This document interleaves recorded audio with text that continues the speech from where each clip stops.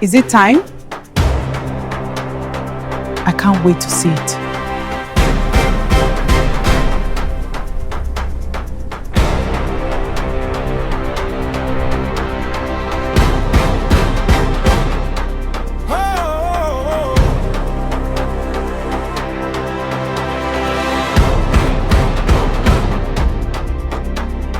Voice of the people, stories that matter.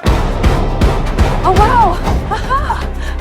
Truth in every moment, now and forever. Across every border, across every land, we form, we empower, together we stand. CEMTV.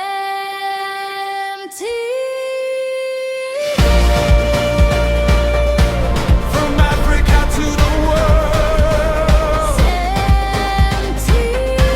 connecting every voice.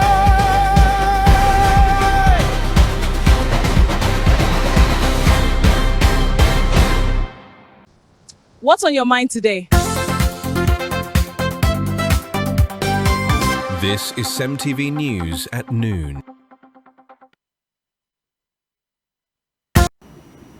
Hello and welcome to CEMTV News at noon. I am Francis Oyima Adet. Let's take a look at the headlines. Rivers State Government dismisses report of fresh crisis between Governor Fubara and Assembly members. Federal government targets 4,000 tractors annually as new mechanization policy seeks to drive food sovereignty. Plus, Ukraine attacks Russia's Novorossiysk port, hits warships and grain terminals. We'll bring you details of the stories and more in just a moment. Please stay. What's on your mind today? The goal by Victor Osimhen was amazing. The economy. Isn't that what's on everybody's mind? I would like to see more women in positions of authority. If you heard and saw it from CEMTV, you can take it to the bank. CEMTV, your reliable source of news, information, and entertainment.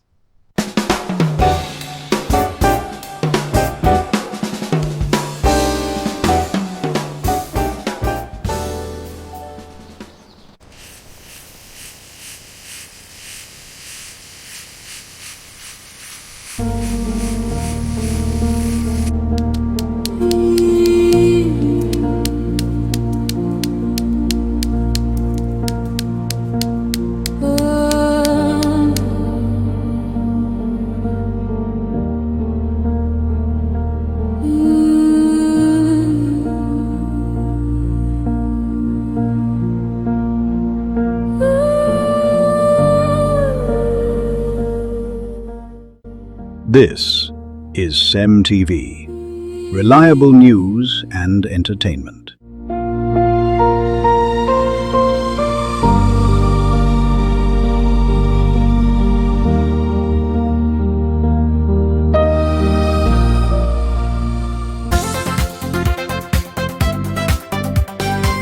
This is CEMTV News at noon. Many thanks for joining us. We begin the news with a report that the management of Ignatius Nigeria University of Education, IAUE, has taken note of reports circulating in the media and on social media platform concerning an alleged cult-related incident involving gunfire within the university environment.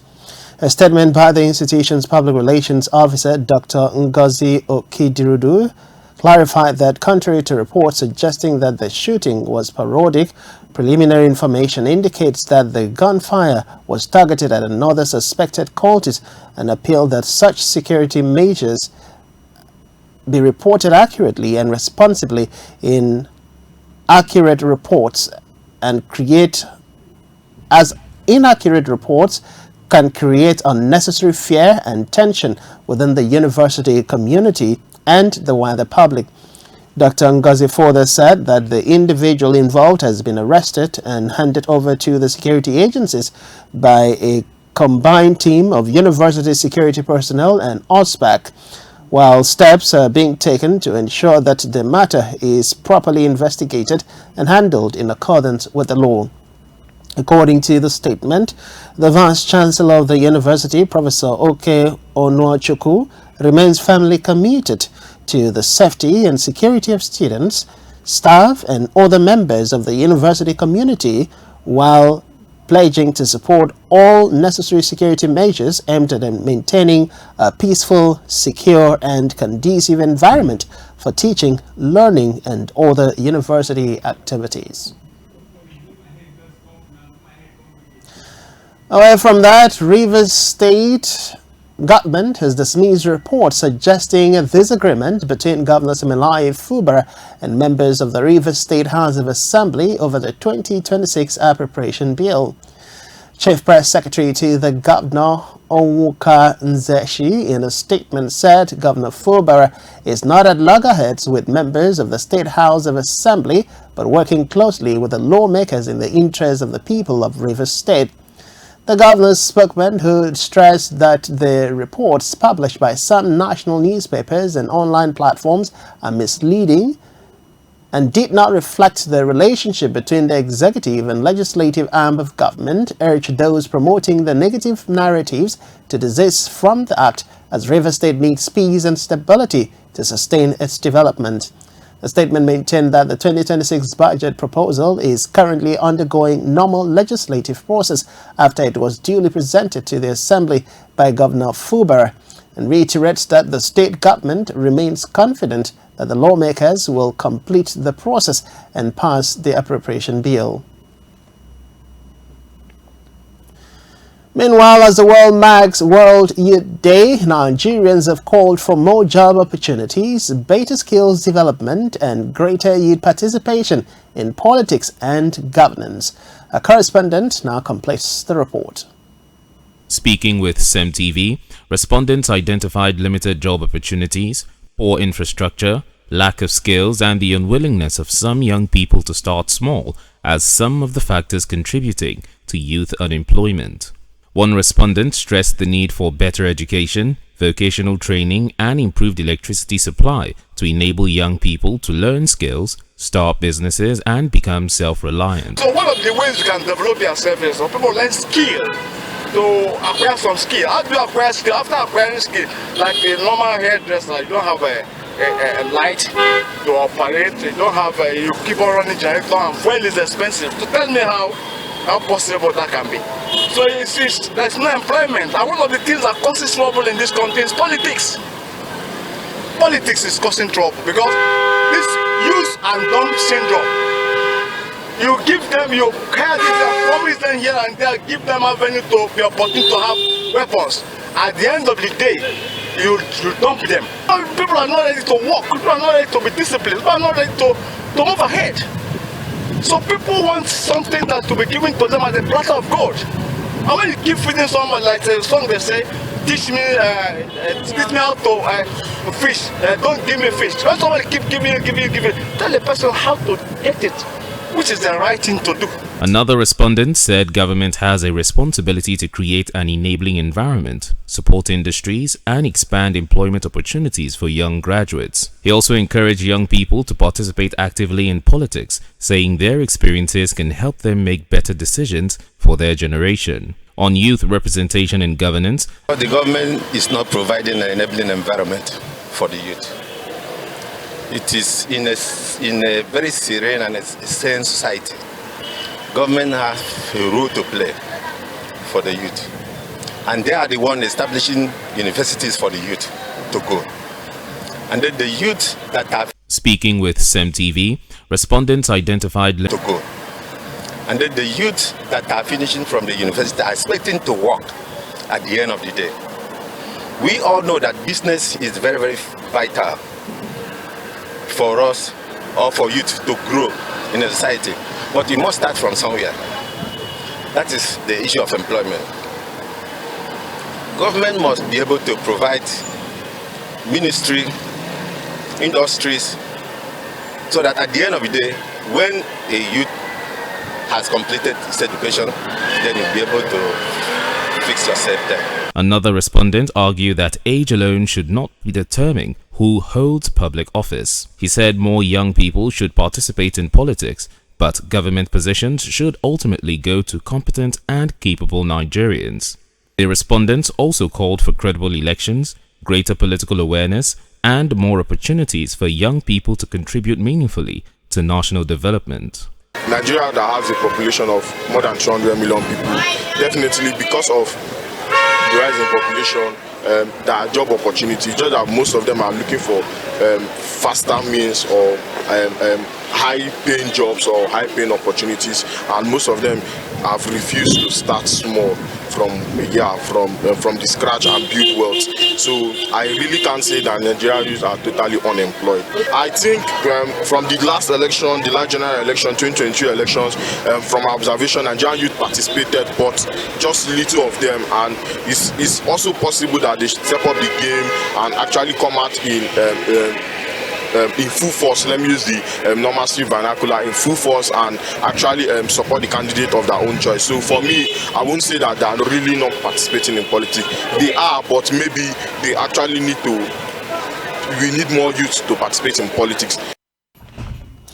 Meanwhile, residents and motorists in Port Harcourt have lamented the poor condition of zebra crossings and traffic lights, noting that their importance in promoting road safety, a vital part of public safety amenities that works together to guide foot and road traffic and protect commuters using the roads.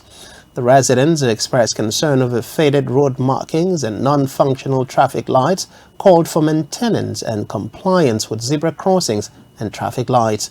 A correspondent now completes the report.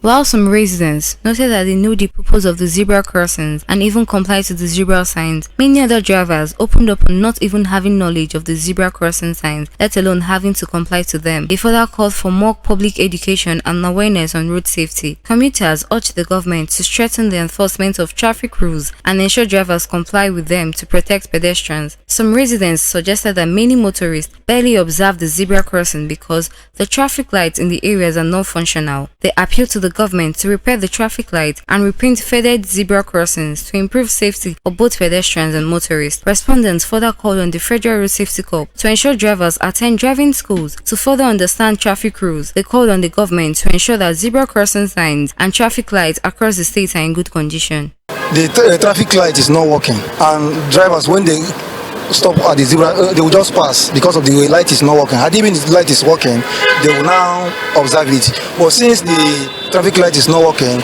they used to go on their way.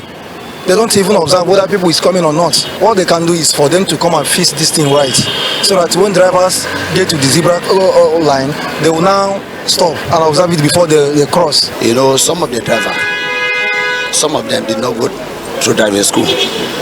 That is when some will not understand the difference between zebra crossing. It depends.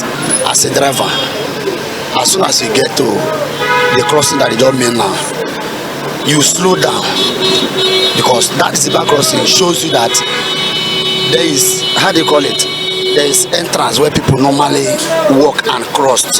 So as soon as, before you approach there, you slow down before you cross. Definitely traffic lights, you look at the front. When you get to where traffic light is, you look at the front, you check the meter, because when once red has shown, you have to slow down before the green light.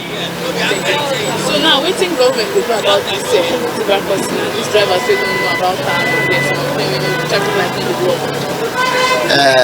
Number one, you look inside the state. If really you can walk through the state, especially River State, it's not everywhere you go. Okay, let's say this Garrison, from Garrison to Waterlines, there's no zebra crossing. Then from Garrison to Slaughter, there's no one. Then from Air Force to My One, there's no one. So how do you expect, how do you want the driver to know the meaning of zebra crossing?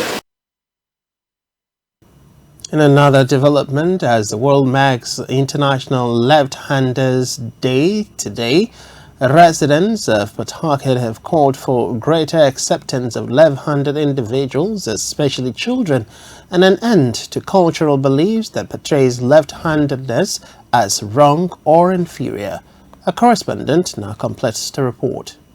International Left-Handed Day was introduced in 1976 by Dean Campbell to celebrate left-handedness and create awareness about the challenges faced by left-handed people in a world largely designed for right-handed individuals. About 10% of the global population are left-handed. In an interview conducted across Port Harcourt, many residents traced the negative perspective of left-handedness to long-standing cultural and religious belief that discouraged the use of the left hand for greeting, eating, or receiving items. Some residents say these beliefs have led many parents to force their children to switch to using their right hand. Some respondents warned that preventing naturally left-handed children from using their preferred hand could affect their confidence, self-esteem, and emotional well-being. They urged parents and guardians to understand that left-handedness is a natural trait and not a sign of disrespect, even though some people view it as abnormality. They also advise parents to support left-handed children rather than stigmatize them, emphasizing that children should be encouraged to develop their natural abilities without fear or shame. To me, get some child well born, God just give them natural to use left. But they get some well just born, don't use left. But you parents, you know, say it's not the right one. I think use left. You need to correct him. But the some well born through it is free for them. Like my second brother, now you use left.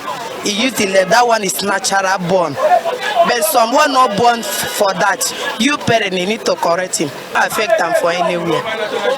Both for even in handwriting, even find that more people that have the right one. Wrong in it. You know, God who made it in that way, He knows the best. So we cannot compare and contrast. Using right hand is okay. Using left hand is okay. It's God that made them. That tender age, a child will be cautioned. But whereby it's not stopping. You know, it's how God made it. And you can't query it. We see it as deformity. Like if you're left-handed, is a problem, is deformity. But I've actually seen some people that are left-handed. Actually, they get bullied at school and the society. They say, you're left-handed. Others are using right, you're left-handed. I've actually seen people, even a doctor, a medical doctor that uses left hand. So, and some people see them too as very brilliant people. But the thing is that the bully aspect of it and the way people see it, the way society see it, like the way you're putting it, they see like a deformity. And that's why we parents, when you see a child using left, say no, go use your right to eat, use your right to write. But me, I don't see anything bad in it. If I try to correct my child to use right, and that child keeps using left, I wouldn't have a choice than to allow the child to use the left. I believe it's a natural thing, right? Some children are born that way, and if they're born that way, it's a special gift. Such left-handed people are special people. We call them special people because there's certain things that the right-handed cannot do. The left-handed person sees it very clearly. You can wonder why or how. It's God's creation. You can't stop it. You can't handle it. It's natural. Once the child is left-handed and you force the child to use the right hand, you allow the child to struggle because it's a natural thing. The child is left-handed, and as a left-handed person, you do a lot of things with your left hand. And the child says, stop using the left hand, use the right hand. And the child tries to use the right hand and keep flopping because naturally, he has the strength in his left, not on the right. There are a lot of children, even on the football, they are good at the left, not on the right. You can't force them to use the right foot. That's why a lot of football, we have the left footers who allow them to play the wing for 11 and 3 because they have an easy way to send. You cannot send the right footer to the left wing. Miracle Wobo, CEMTV News.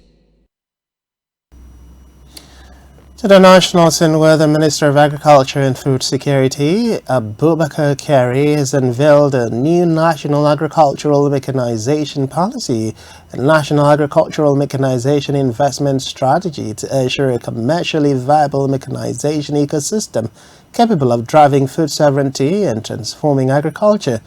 Speaking at a high-level national policy dialogue on agricultural mechanization in Abuja, the minister said the investment strategy included plans for a mega tractor assembly plant capable of producing between 2,000 and 4,000 tractors annually.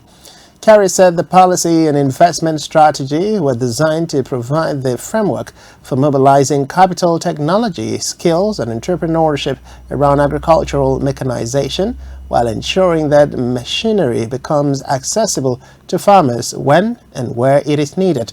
According to the Agricultural Minister, the federal government's renewed Hope National Agricultural Mechanization Program, RHNAMP, has commenced the procurement and deployment of 2,000 tractors and more than 9,000 assorted implements and spare parts, describing it as the largest single agricultural mechanization program undertaken in Africa.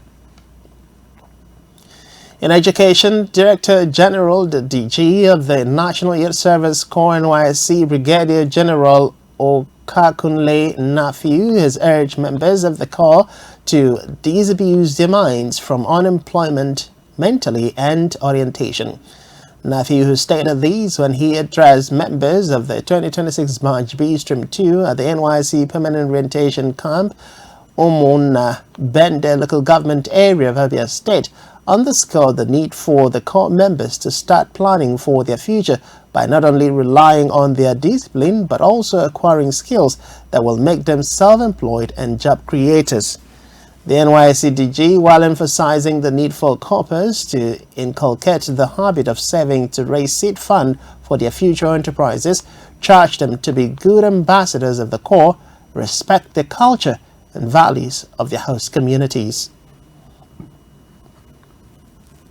In politics, a senator representing Osun East, Francis Fadaunsi, has insisted that a viral video in which he was alleged to have directed his supporters to kill members of the Accord Party and their family members was edited to misrepresent his comment. Fadaunsi spoke after being interrogated by the police at the Osun State Police Command headquarters in Oshobo over the controversial video.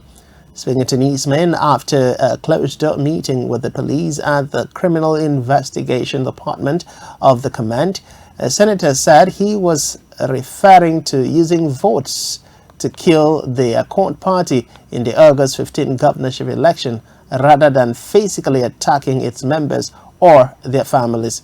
He also expressed concern over recent killings in his constituency, alleging that the attacks were aimed at frightening voters from coming out to vote for the All Progressive Congress APC in the election. Meanwhile, the Inspector General of Police, IGP Olatunji Detsu, is among senior Nigerian security and government officials participating in the United States-Nigeria Joint Working Group meeting in Washington, D.C., led by the National Security Advisor, Nuhu Ribadu. The engagement focused on strengthening counter-terrorism cooperation, reviewing progress, and identifying next steps in the security partnership between both countries. Report says the meeting also serves as a platform for strengthening the robust security and diplomatic relationship between the two countries. In Africa, voting is underway this morning in Zambia's general elections, with many expected to give President Hakainde Hichilema a second term in office. The president's main challenger is a field of 13 other hopefuls is Brian Mondobelli, a 55-year-old former minister in the Patriotic Front PF government that ruled from 2011 to 2021. Report says, backed by an alliance of opposition partners, Mondobelli is running under the newly formed NRPUP party, which draws much of its political base from the PF. Meanwhile, the government had tightened restriction on Mondobelli's party's campaign, and the run-up to the vote could not be considered free and fair. On a foreign scene, a major Ukrainian drone and missile attack on Russia's Black Sea port city of Novorossiysk has hit warships at a naval base and forced two major grain terminals to suspend operations. Russian officials said at least 2 people, including an 8-year-old child, were killed, while several buildings and facilities were damaged. Ukraine Security Service (SBU) said the attack targeted the Novorossiysk naval base, while President Volodymyr Zelensky said 2 frigates, a large landing ship, and a corvette and other vessels were hit. Reports said the strikes raises concerns about global food supplies, with Chicago wheat futures rising by about 3% as Russia, the world's largest wheat exporter, works to redirect grain shipment to alternative routes. The attack comes amid intensifying strikes between Russia and Ukraine on Black Sea port and logistic facilities as the escalating conflict continues, while Ukraine seeks a ceasefire and negotiations to end the war. Still to come in the news, Customs seeks strategies to boost trade revenue collection in Niger State. To stay with us.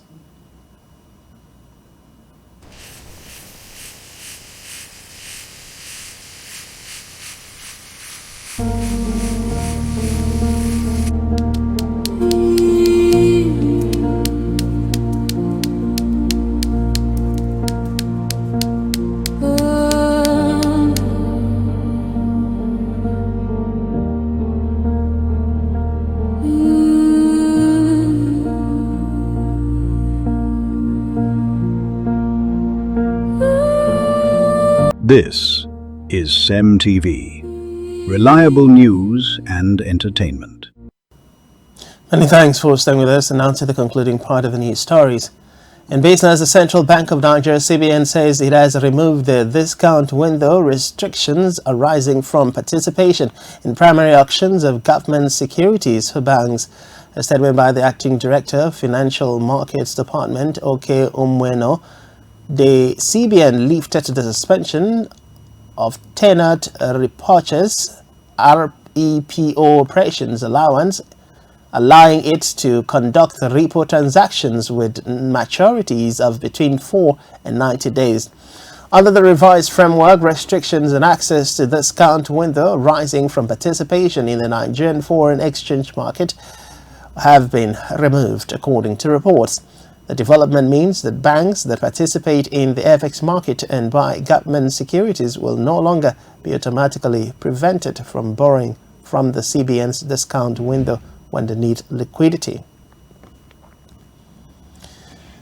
Meanwhile, the Nigerian Customs Service has reiterated its commitment to developing strategies to address challenges affecting businesses, cross-border activities, and revenue collection in Niger State. The Zonal Coordinators and B of the Nigeria Customs Service, Assistant Comptroller General ACG Nsika Pomo, stated these in Mina, the Niger State capital, during the continuation of the service's periodic consultation and stakeholders engagement across the zone. Umar was at the Niger Kogi Area Command Headquarters in Niger State as part of the ongoing zonal oversight aimed at assessing operational readiness and strengthening the service's mandate across Zone B, according to reports. The stakeholders' engagement focused on operational procedures within the free trade zone, anti-smuggling efforts, as well as strategies for addressing challenges affecting businesses and cross-border activities in the state. In held, a section of civil society organization CSOs working in sexual and reproductive health education in Bauchi State have conversed stronger integration of reproductive health education into schools and communities to improve access to accurate information and safeguard the health and well-being of adolescents and young people. The civil society organizations also advocated wider use of the SRHE manuals in schools as part of efforts to strengthen the delivery of reproductive health education across the state. The call was made at a roundtable meeting involving Civil society organizations, ministries, departments and agencies, MDAs, and community leaders organized by Al-Alji Foundation under its Global Affairs Canada-funded Aspire project implemented by Plan International in Bauchi State. Reporters at the meeting, a representative of the foundation, Rachel Farayola, said the participation of the stakeholders demonstrated their commitment to protecting the health, dignity, education, and future of adolescent girls, young people, and children. In sports, the management of Katsina United Football Club has commenced arrangement to convey the remains of its late player Chinedu Ozo to his hometown for burial following his death during a pre-season friendly match. Speaking to newsmen at the Mohamedou Diko Stadium, the club's media officer Nasir Gide said members of Ozo's family arrived in Katsina to confirm his death. According to Gide, the deceased player's relatives were taken to the intensive care unit ICU of Katsina General Hospital, where they saw his body and accepted his death as the will of God. He noted that the family subsequently requested that Ozo's remains be transferred to the mortuary of the Federal Teaching Hospital Katsina pending burial arrangement, a request which the club immediately granted. Still in sports, the Turkish Super League club says Fenerbahce did not specify the length of the 33-year-old Belgian's contract nor his transfer fee. Lukaku, who has previously played for Chelsea, Manchester United and Inter Milan in a glittering but injury-plagued career, is Belgium's all-time leading scorer with 93 goals.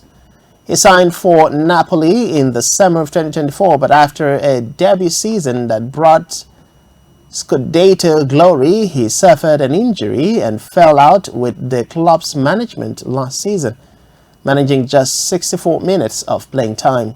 Fenerbahce was included in Belgium's squad for the 2026 World Cup, netting 3 times as his country reached the quarterfinals before losing to eventual winners Spain. On entertainment, Nigeria's Miss World, Tamunosoye Kabiri George, has stepped into Vietnam for the 73rd Miss World competition. Her rival is to represent Nigeria in the 2026 Miss World event. Report says Tamunosoye is bringing confidence, elegance, and national pride to the global stage.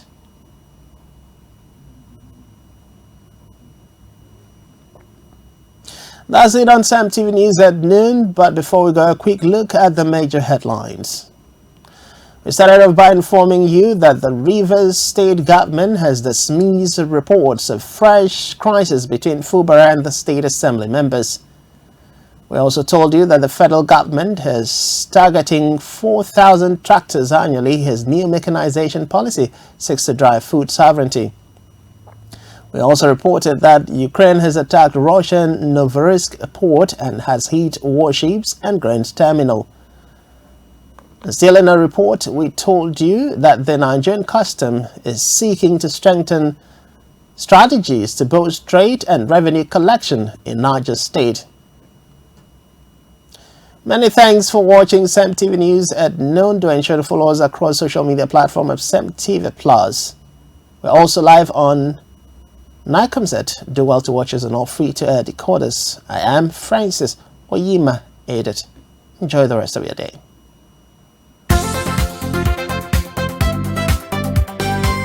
This is CEMTV News at noon.